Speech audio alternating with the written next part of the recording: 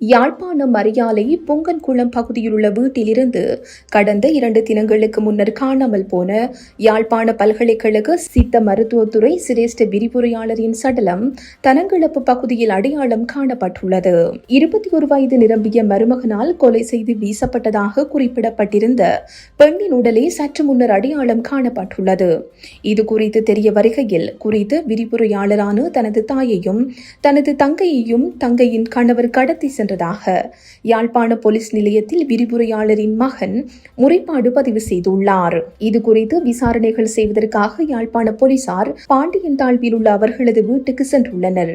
அங்கே வீட்டினோடு கழற்றப்பட்டு கயிறு மூலம் வெளியேறியதற்கான ஆதாரமும் அறுக்கப்பட்ட தலைமுடி ஆதாரமும் காணப்பட்டது.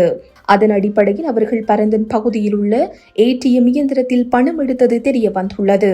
அதனைத் தொடர்ந்து திருகோணமலை பகுதியில் உள்ள எரிபொருள் நிரப்பு நிலையம் ஒன்றில் விரிவுரையாளரின் வாகனத்திற்கு எரிபொருளை நிரப்பியமை QR குறியீடு மூலம் கண்டுபிடிக்கப்பட்டது. அந்த வகையில் அங்கு உள்ள CCTV கேமரா காட்சிகளை அடிப்படையாக கொண்டு தொடர்ச்சியாக விசாரணைகளை முன்னெடுத்த போலீசார் நேற்றைய தினம் திருகோணமலை பகுதியில் வைத்து விரிவுரையாளரின் மகளான 19 வயதுடைய மனைவி மற்றும் 21 வயதுடைய கணவன் என இருவரையும் கைது செய்தனர்.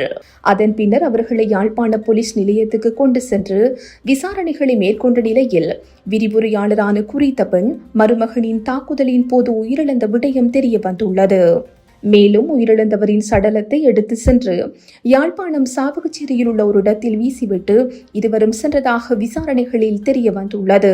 அந்த வகையில் குறித்த சடலம் எங்கே வீசப்பட்டது என்பது தொடர்பான விசாரணைகளை போலீசார் மேற்கொண்ட நிலையில் விரிவுரையாளரின் சடலம் தனங்கிழப்பு பகுதியில் இன்று கண்டெடுக்கப்பட்டுள்ளது.